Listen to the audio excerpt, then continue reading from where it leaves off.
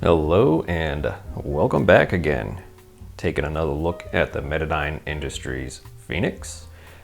Since the last time, I have had a chance to fiddle around with it a bit and wanted to come back and kind of wrap up or at least do a follow-up to my observations. Before we get digging into the thing, I'll just kind of start with the quick things that I noticed. I did find some of my barrels don't thread into the breech. That's not terribly uncommon. I have, for example, this is an old, autococker barrel. It does not install. I'll just show you.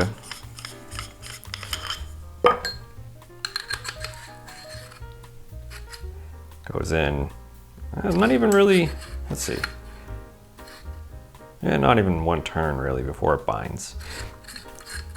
Presumably I could force it and it would, kind of cut its way through, but I'm not going to do that. Not terribly uncommon. It seems, sometimes these markers are built to the spec,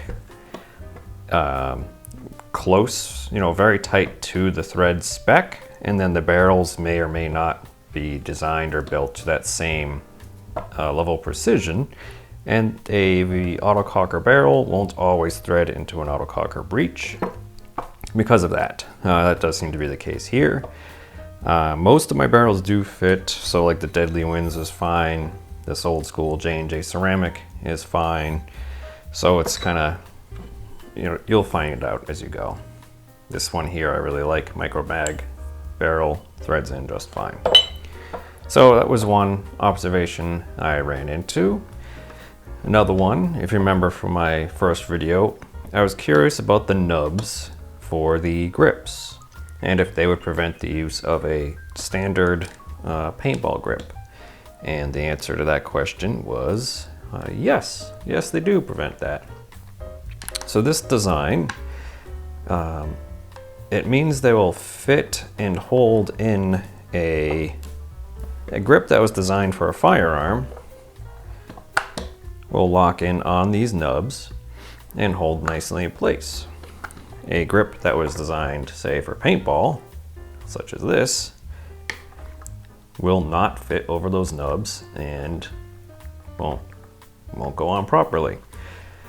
So thankfully, the grips I like usually are repurposed from an actual firearm.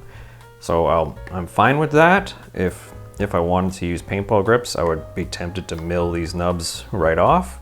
You wouldn't have a whole lot of thread left in this rear or this bottom screw. Let's get that a little closer. So you'd see if you milled this off, you wouldn't have a whole lot of threads left, but it would probably be okay, is my guess. And if you think of like a Bob Long Intimidator, those things have practically nothing for material for the grips, and they seemingly work out okay. So confirmed there, a standard paintball grip, if it has the smaller screw holes, will not fit. Similarly, if you have grips that are firearm grips, but the spacing isn't exact, they may also not fit. So these ones here, in fact you can kind of tell, these Hogue grips, you gotta kind of press them and they stretch a little bit. So they're not perfectly lined up with the little nubs. You gotta give it a little bit of a stretch to get it on there. That works for the rubberized or the rubber grips. I have another set of, that might also be Hogues. I forget where I put them. I have another set of grips, of the style, and they have a hard insert, a hard plastic backing, and they do not fit because you can't stretch them at all to get over those nubs. So that's kind of a bummer. The grips that it came with, the alignment holes are enormous. They're basically accommodating, these grips accommodating for huge degrees of machining error or variance so no problem there. Grips that do not accommodate that level of error may or may not work. So that's just something to keep in mind. If you really wanted to run, you know, some die grips or anything else. So there was one other observation there I talked about. The feed tube I wanted to look at as well because of this. So standard 10 round tube. What you would like to do is shove the tube in the back and load it. Shove the tube in the back, load it. But you can't. That is just a design flaw in my mind. There's no good excuse for that. So what ends up happening, let me get this barrel out of my way.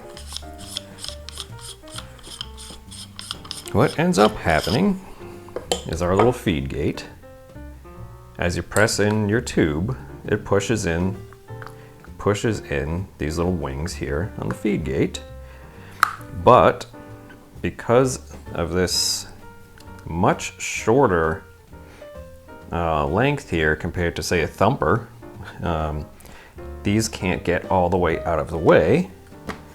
So you stick your tube in and the little gates are still blocking the paint from rolling in. The thumper doesn't have this issue because it had a longer extension back here and allowed for, as you're inserting the tube, the gate to open all the way. This does not. That must have come up during testing, right? Because you can't load the thing. So to fix that, you can just trim the tip of these here a bit. I haven't done it yet. May or may not actually take the time to do it, because I don't know if I'll be really needing to use this. But you can trim the tips of these down a bit to correct that. I have seen at least one other person comment on that feature. So presumably it may vary depending on, in theory it shouldn't vary depending on the feed tube. Maybe not everyone has the same gate back there, but anyway, that's kind of dumb. I feel like that would have been caught the moment you tried to use this thing, but whatever, okay. So continuing on a bit more here. The pump action did smooth out a bit. I commented on the crunchiness of it.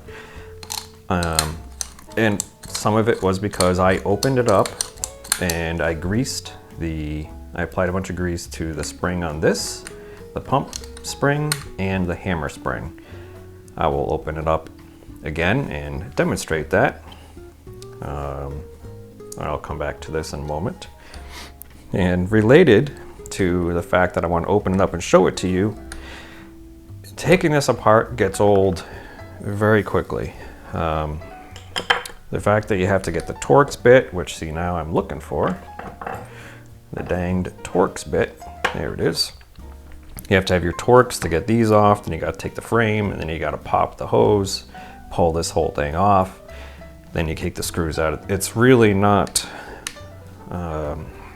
it's not pleasant to work on. I'll kind of describe it like that. I mean, you shouldn't have to work on it, but you do, you kind of do.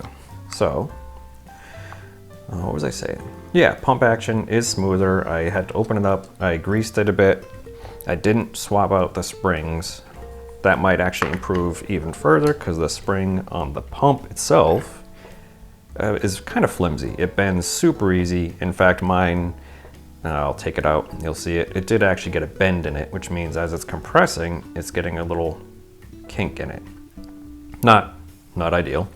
Not for smoothness anyway. It's functionally, it's fine. So this is better.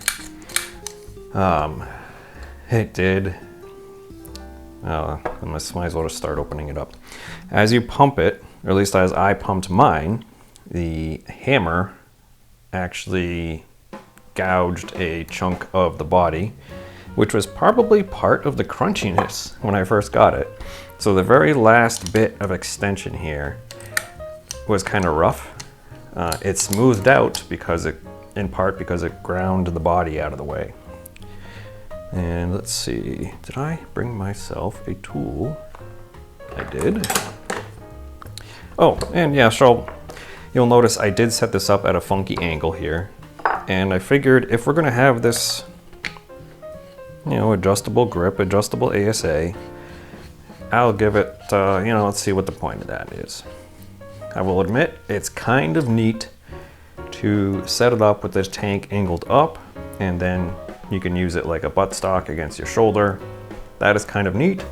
However, there are ways to do that without this contraption. There are companies that make, I think Luke's makes one. They make the Sidekick or something along those lines, and there's NDZ, I think, made some just angles so you could tilt your ASA. So it didn't have to be, you know, this built-in thing. Since it's here, I think this is kind of a neat setup, and at least justifies, to some degree, justifies its existence. But still not quite enough for all the pain of this mechanism and this mechanism and this. Oh, okay, one other thing here. So yes, adjustable, but remember, as you're adjusting it,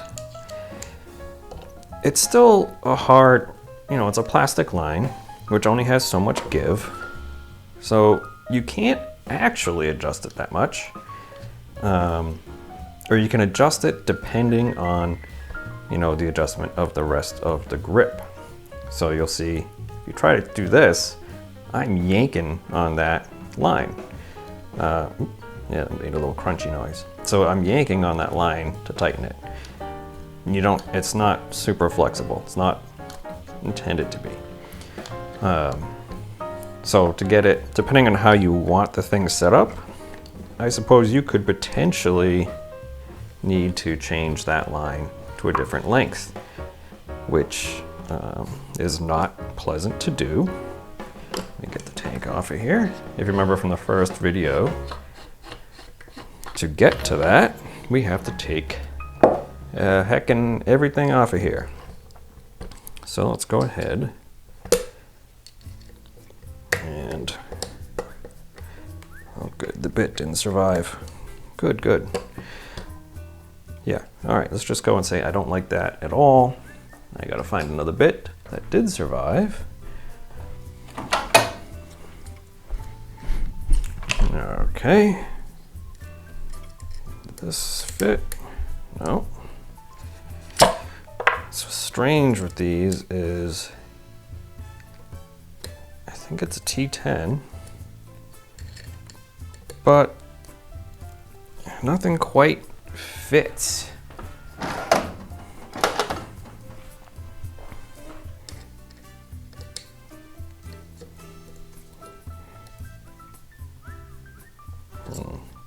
All right, that didn't feel good. I'm not sure how many more times I can get away with the tightening and untightening of these screws, to be honest with you. Because to keep the thing from, you know, to keep it from doing this, you gotta tighten the heck out of these screws. And they are small screws, as I mentioned in the first video. Once you get it tightened, it doesn't really move, but I don't know how well those will hold up to the amount of pressure or tension I'm putting on them. Let's see, and then we gotta push, you know, you're fitting down here, gotta push on that, and then yank, then yank. Okay, that's apart. We already looked at this, nothing new, no new observations here. Although that's not, I think I mentioned, I wasn't sure if this was a purging ASA. It is not, which is fine. I don't mind that. I like purging, but it might be better that it's not. It's simpler. Yeah, let's keep going. I've done this over and over again. Take that off.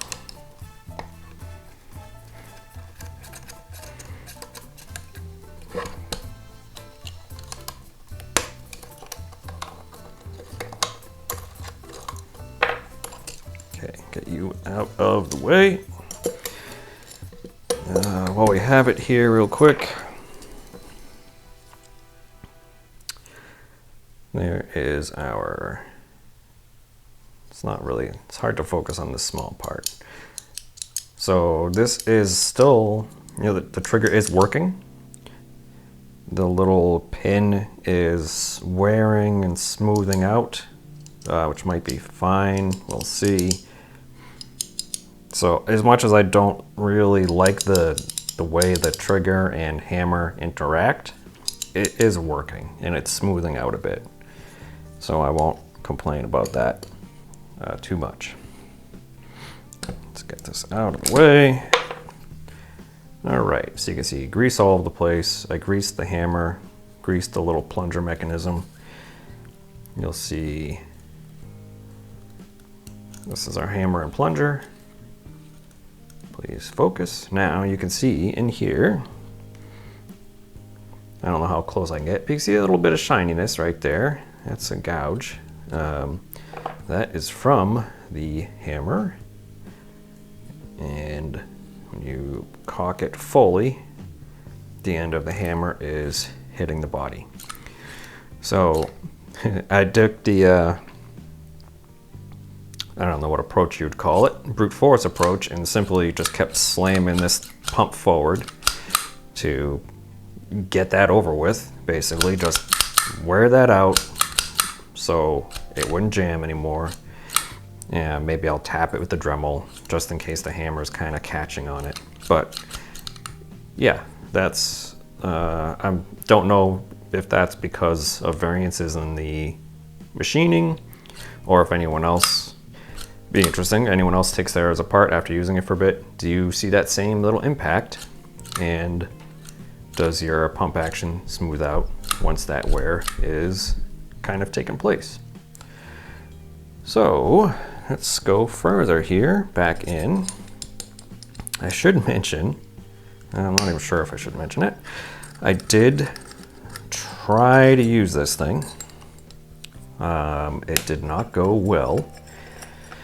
I could not get velocity above something like 220 FPS, and it required almost full open on the reg to do so, and then it just started breaking paint all over the place. Honestly, I didn't even get through a single magazine load here, or tube of paint without breaking. I believe I have now kind of solved that. At least one other person had the same results with theirs, and a possibly relevant note there is we are both in a colder climate at the moment. It is winter and around 30 something degrees. So everything in here, again, we're not using CO2, so that shouldn't matter, but all the grease and O-rings are quite cold. And the main piston on these, in fact, yeah, we'll just open it up in a bit. The main piston has 1, 2, 3, 4 O-rings, and there's a good chance for those to bind. And when they do, you can see the front of the piston there. As the O-rings bind, the speed at which the piston opens or closes will slow down, which could affect your velocity and also just the ability to shoot at all. This one actually stopped working. I messed with it a week ago, left on a business trip, came back, and it no longer worked. Wouldn't shoot. It wouldn't, nothing come, no air out the front. You could cock it, you get the little poof of air as it cocks, fire, nothing. What was happening is the piston was unable to fully return forward. So if you remember, the front of the piston has an O-ring on it. That is essentially opening and closing our dump chamber, allowing it to fill. If the piston does not return to the full forward position, that O-ring does not ever exit the bore and fill the chamber. So you'll have, it will be operating, the piston will be actuating, but it will never fill the dump chamber and not fire. Let's go ahead and make this off, get that out of the way.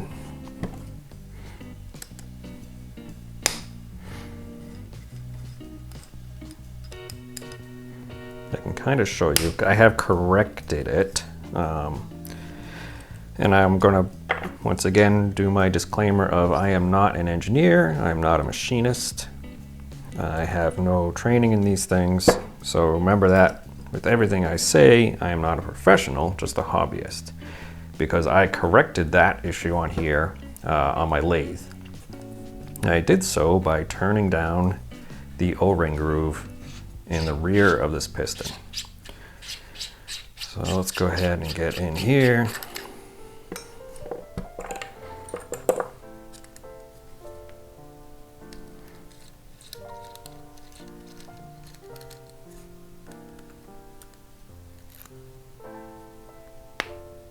I do like, I mean, it's a minor thing. I do like the fact that I can take the back of this off now without the hammer flying all over the place, or, you know, slamming open. This all stays nicely self-contained. Focus, please, if you wouldn't mind. That's all right. So here's our plunger. There's a pretty heavy spring inside that plunger. I just greased that a fair bit, greased the plunger itself, so that's smoothed out. This pin pops out nice and easy. Thankfully, I was worried that was going to be like a pressed in pin. But in this case, I was able to just push that right out, take out our plunger, grease up the spring, put it back together. So that did help. Now, here we have the rear view.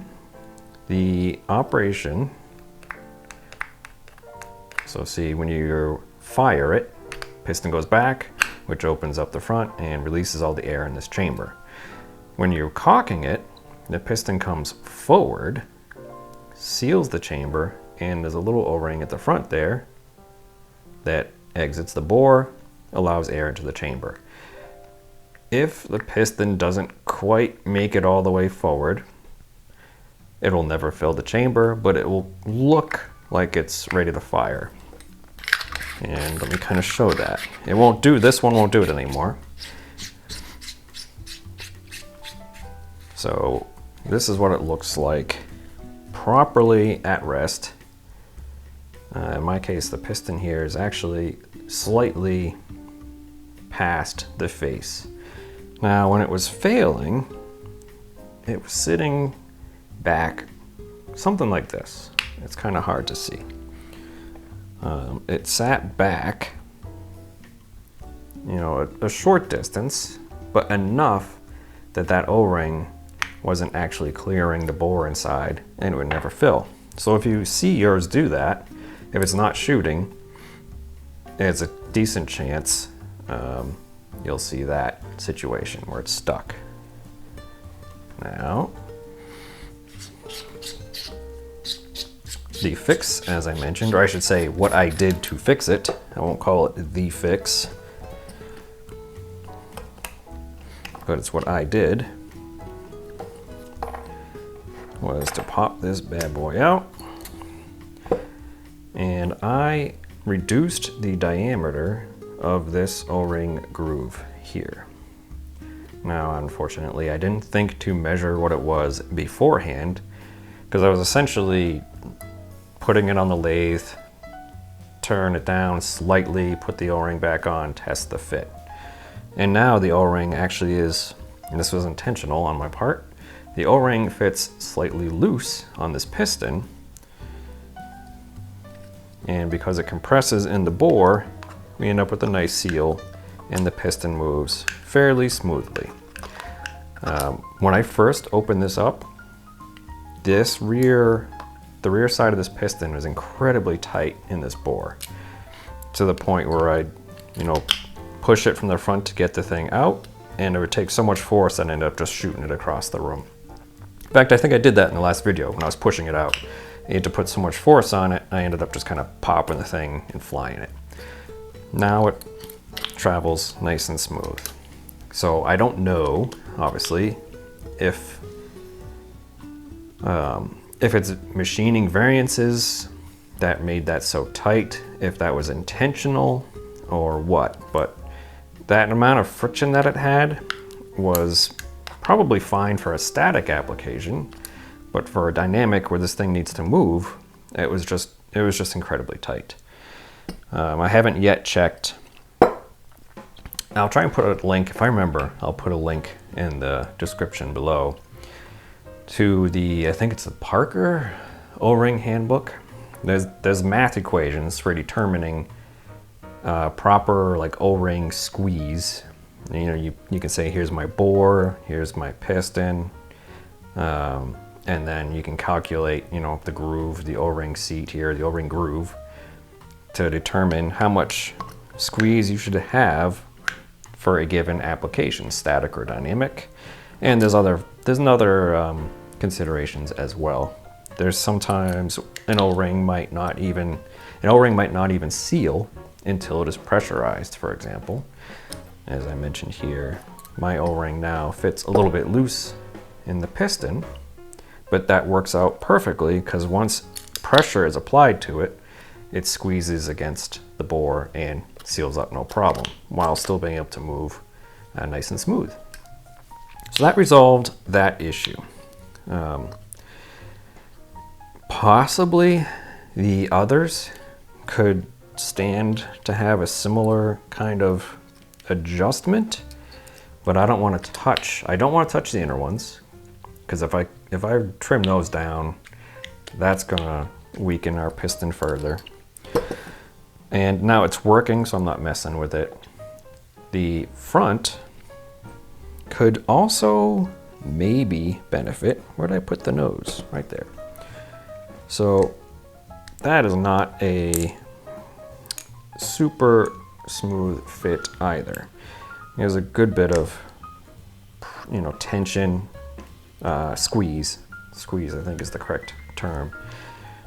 There's a good bit of squeeze on this O-ring, so it's got some friction there. It's going to fight you a little bit when the thing is trying to actuate. The taper on the inside might help with that. Grease helps with that, and oil would probably help too, but you can't oil these things because of that little clippered valve in there. It hates liquids, so no oil. So to get to this, if you're running into this problem where, you know, this thing needs lube, you got to take the whole, I think you got to take this whole danged thing apart just so you can get this off. You have to go through all that, taking the grip frame apart and yada. As mentioned, I am getting quite sick of that. So that is corrected, and this might also improve, it'll maybe improve my, you know what, I just mentioned, before I put this back in, because I do actually intend to shoot it, I'm just going to grease the heck out of that, because I'm not going to get a chance to. So this might also improve my velocity, maybe. So I have a suspicion that this thing was sticking so bad that it didn't open smoothly or quickly, and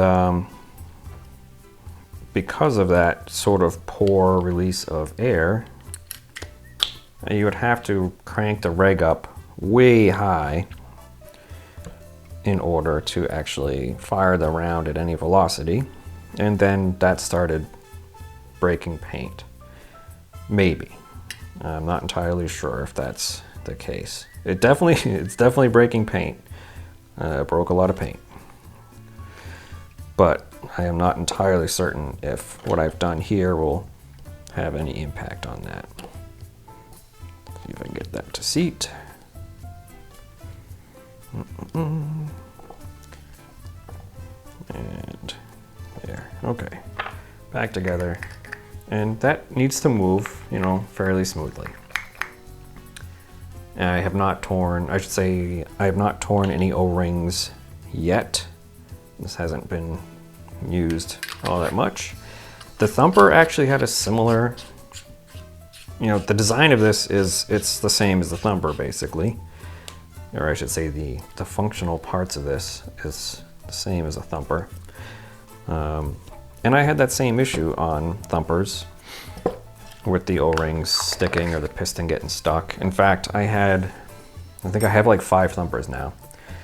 The pistons varied enough. One of them, at least one of them, was out of round or was non-concentric. So it would actually twist and bind in the bore, and I had to turn that down to get it to work. The rear of the piston was off-centered from the shaft, notably so. So it was actually it had worn down the inside of the marker. So this is kind of in keeping with the thumper. So anything else in here I wanted to look at? I can say the reg has not locked up on me, which is great. I'm happy that aspect of it does seem to be better. I should qualify that, of course, with the fact we are only using, I've only even used HPA at this point. I haven't even gotten to trying CO2 because, I mean, if it's not working on the required HPA, I wasn't even going to start messing with CO2 yet, because then I'm probably going to start blowing the line. And as previously mentioned, this is not super fun to take apart. The detents, that's worked fine. You know, no issues with that. That I can tell. I don't know. The detents are nice and soft. I don't think they're part of the paint breaking issue. I mean, as of course it's possible. The other possibility is the fact that the ball does not sit in the barrel. So that's an aspect of these things. They're not the only markers that do this. I'm not sure how Novas, I don't know how Novas handle this. But when the round sits, round drops in, breech closes. On a marker with a bolt, normally you're pushing that round into the back of the barrel, so it's sitting in the barrel. On this, it's not. It's sitting in this, you know, little nook right in here. So when you fire, the ball is going from this nook into your barrel. Now, that could contribute to breakages because your transition may not be smooth into the barrel. Maybe even if you used a tight fitting, a tight bore, paint to bore fit, might make that worse because your paint is now going from, you know, the sleeve here into a tight bore at high velocity. Haven't gotten a chance to experiment with that yet. As mentioned, you know, I'm still just trying to get it to work just normally or nicely before I start getting into those kinds of things. But if you're having paint breakage problems, maybe you could try a larger bore barrel or a larger bore insert. Maybe that'll help. And it also could be, again, weather related. I've got to crank up the pressure and I'm punching the ball with a giant wave of high pressure air. So let's see, keep going here. Let me show you. You can see this spring. It has bent. It is getting pinched and it's not compressing straight. So that does not help. Does not help the pump feel at all. Sorry.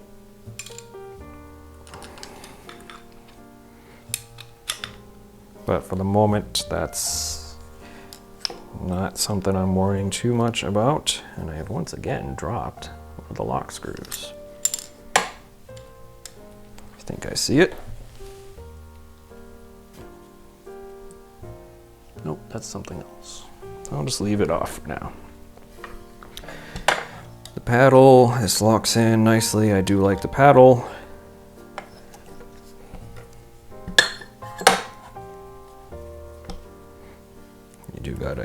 You gotta crank these pretty tight to actually lock it in place so that it doesn't move. Get the barrel out of my way. And we put this back on.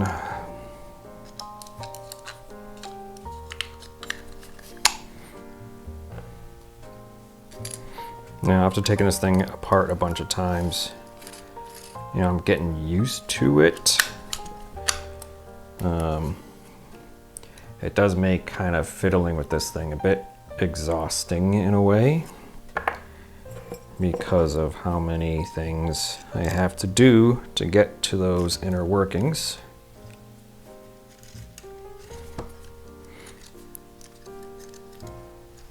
It didn't quite line up, did it? Here we go. Yeah, so while I'm doing that, aesthetically, I do love it.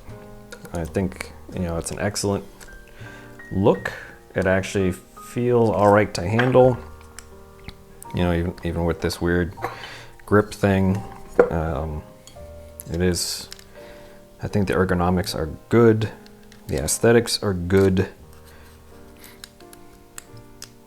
You know, that's pretty solid. I do like their design, the design language, I guess.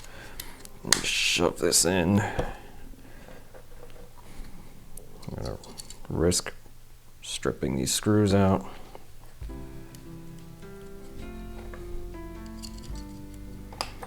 Let's see, I think it's this guy. I will admit I've become a little bit less careful because I'm getting so sick of taking this thing apart. I'm spending a bit less time trying to make sure I don't mar anything, because I don't want to spend 15 minutes tearing the thing apart. Yep, that's still loose. Yep, that might have been, that's the end of that screw. All right, so I won't be taking that back apart on this video. Okay, that's back together. And another thing, if I'm just testing, I wouldn't necessarily put grips on a marker, but I do not want my hands anywhere near that hose if it blows. So let's go ahead and pop this back on.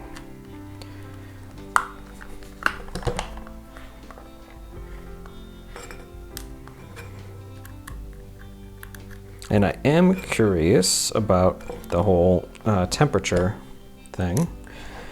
If people, you know, if one thing, were these tested at all in cold climates where, you know, the grease might kind of thicken, O-rings harden? Was that the consideration in some of the testing? I mean, this wasn't even a consideration of the testing, so I don't know. Be interesting to find out. And interesting, of course, to hear what other people's experiences are. Okay, so we are back in business there. One note on this, I mentioned they made an interesting choice to make it a one-piece clamping feed neck and not make it a threaded feed neck. I have decided I don't like that. I think this is a nice looking part, like that looks cool. But if I actually want to use this thing, I would sorely be tempted to mill the top of this right off and thread it for, you know, a real feed neck. Yeah, that was another step backwards in my opinion. Aesthetically, awesome, looks great, but that's, you know, we don't. Who does that anymore? Like everything has threaded feed necks, I think. So anyway, that's something I've decided I do not like. Let's go ahead and attach you. It does feed fine, I have found. This feed works fine in spite of the fact that you can't load it. And also, if you like the idea of jamming a 10 round in the back of your feed and essentially running 20 rounds, you're not doing that either, for the same reason. This is too short.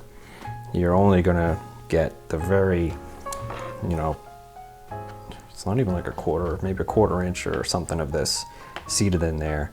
You can't like stick it in and it'll stay. Thumper, you kind of could. You know, it actually went and mounted a bit more solid anyway. So we're back together here. I think I kind of touched on the points I wanted to mention. Oh yeah, so something I had pointed out. How it doesn't feel, it's not quite as rigid as the Thumper was. And I thought maybe we'd have a bit of, you know, wiggle here. You most certainly do.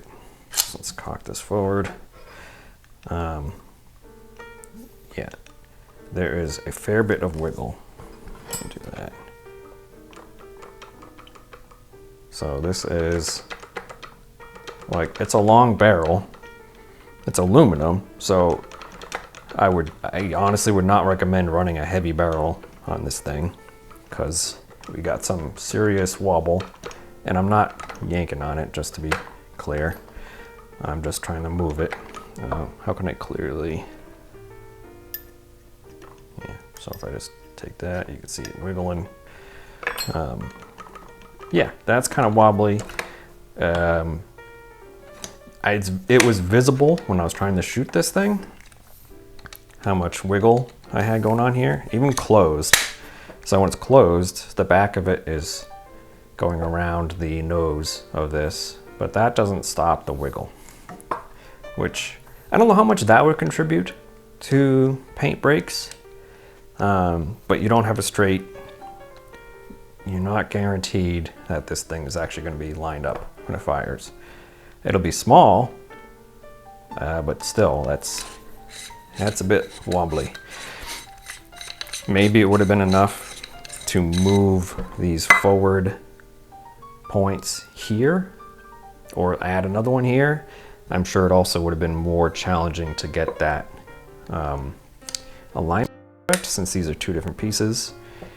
But at the same time, you know, the bore is pretty loose on these things. Even if you had gone loose on the front one, it would have, I have to imagine that would have helped a bit. But that's something I noticed. So you're better off with a small barrel maybe, or a light barrel. I did actually order the barrel that this was sold with. It didn't come with it. The barrel's apparently not ready. It was misanode. I didn't even honestly, I don't even know what the barrel is. I just ordered everything that this came with. I haven't seen an update yet on the status of those barrels, actually.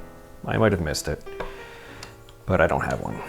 So, you know, it's going to be wobbly, but at least with the light barrel, it's not going to have as much weight pulling the thing down on the front.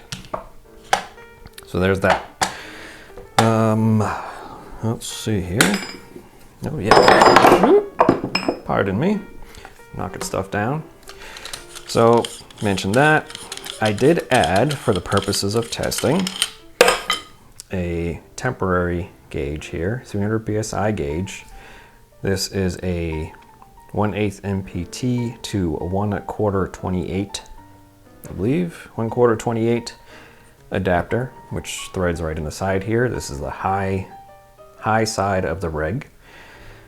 The reg seems to actually be working fine. Again, we're only on HPA, haven't really pushed it yet with CO2. The reg is working fine. I had it set, I think right now I have it set at around 150 PSI. It's stable enough. You know, you'll see it do a little wavy as you're pumping it, but it's working. I've never had it lock up, either full open or closed. Hasn't overpressurized, so that's all good. You know, whatever they did, maybe just some dimensional changes to the piston, or the neck that they put in the back that prevents it from going too far forward, seems to have worked. So awesome, that's great. We'll see what happens when I eventually get to putting CO2 on it. I still intend to do that.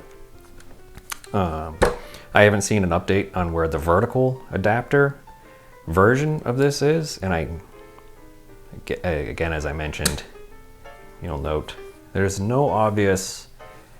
nothing here that is, you know, attachment point for the vertical adapter. So unfortunately, I suspect we're going to get, at the very least, a new frame.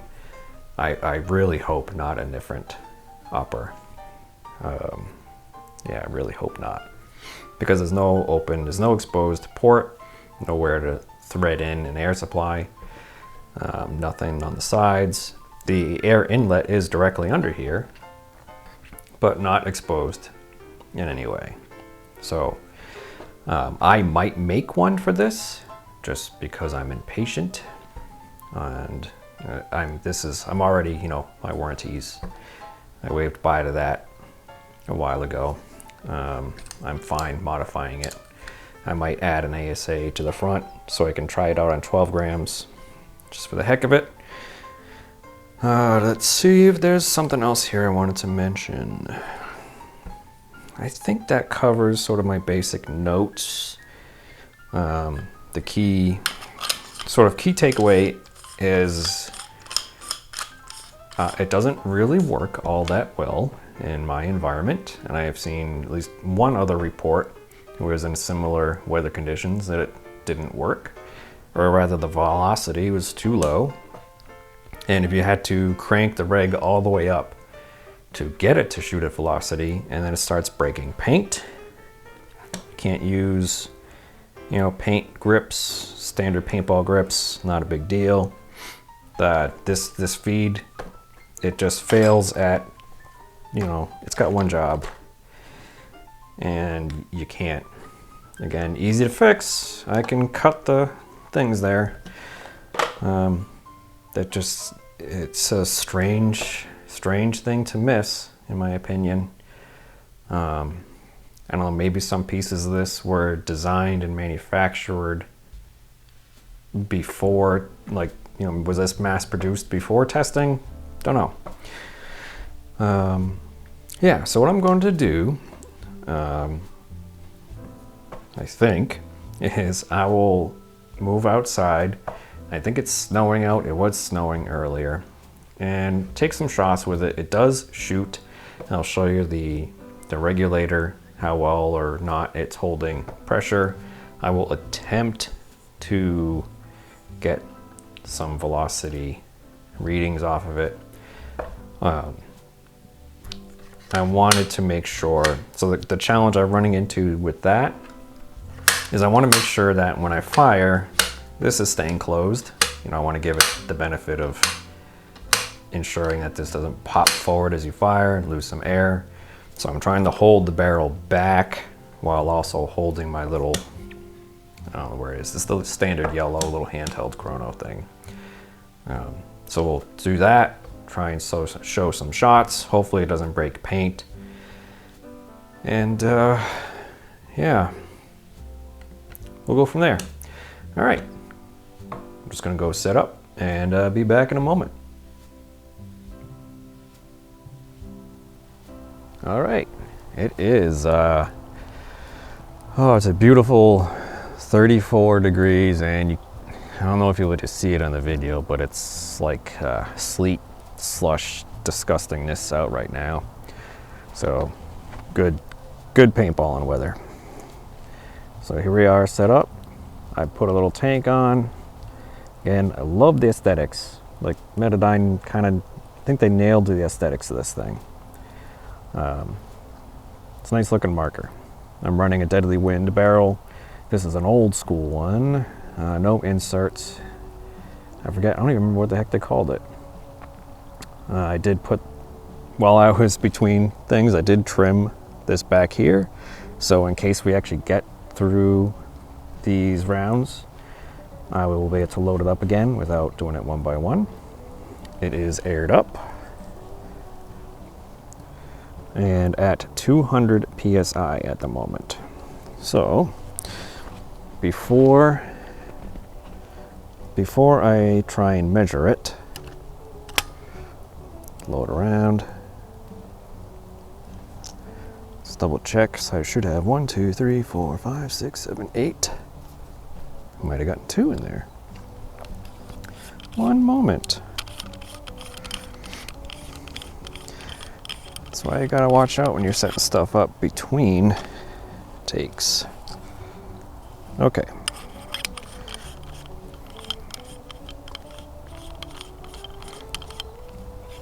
Oh man, the weather it's just beautiful. All right, aired up, round loaded, 200 PSI. I'm holding back on the thumb paddle here. That was a nice solid shot. And watch the reg recharge. It's quick enough and came pretty much right back where it should. Good.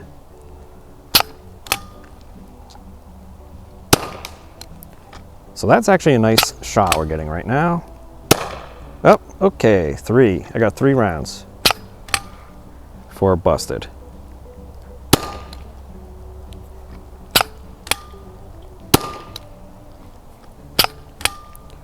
Just gonna try and shoot through it.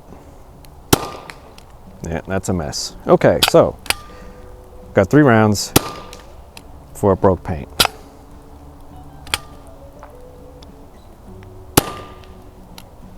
So that's about average for me. It seemed like velocity was okay. Yeah, okay, so now barrel's full of crap. Let me go ahead and swap out this barrel, and I'll be right back.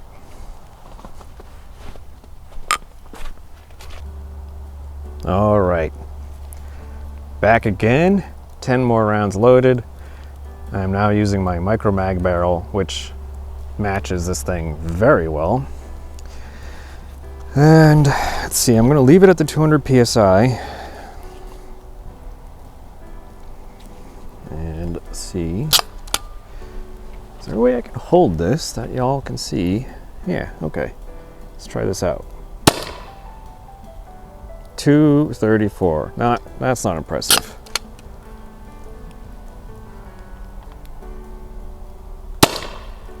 241, okay, not impressive.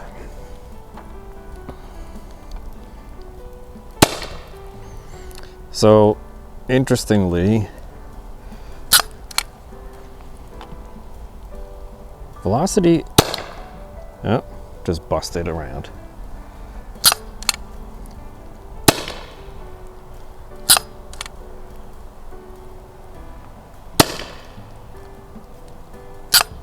Okay.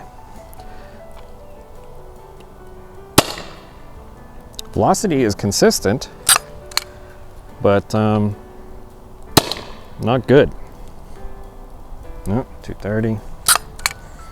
Again, they got busted around, so it's kind of a moot point. 206.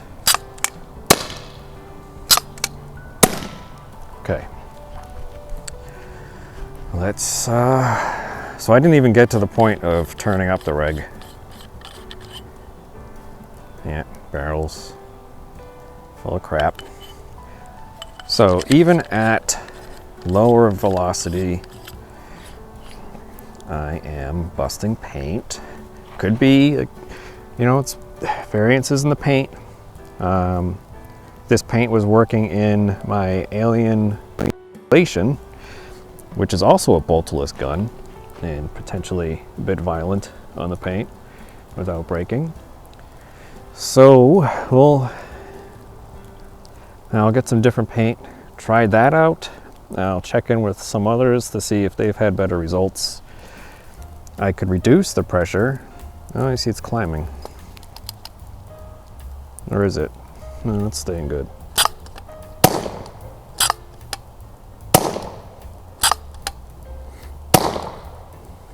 Okay. Gotta give credit. They do seem to have worked out the regulator, I think. I don't know if it's just that it works better in HPA, but obviously I can't even get to the point of firing 10 rounds in a row without them breaking. So that I mentioned already, 36 degrees out. Keep that in mind. It's cold, but that shouldn't mean this is unplayable. Have a couple thoughts. Unfortunately, one of my thoughts would require making a new front end for this and adding a diffuser in front to maybe adjust the blast of air a little bit. So I don't know. I'll keep messing with it, and I think it does get kind of tiring to mess with, but I would like it to work. So I guess that'll be it for now, and I'll see you all next time. Thank you very much.